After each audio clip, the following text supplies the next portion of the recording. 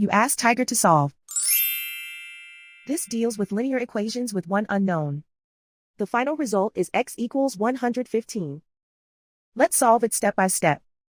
Simplify the expression. Group like terms.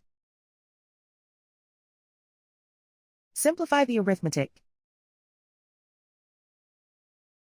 Group all constants on the right side of the equation.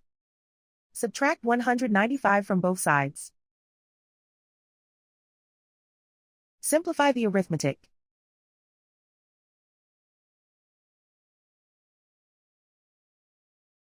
Isolate the x.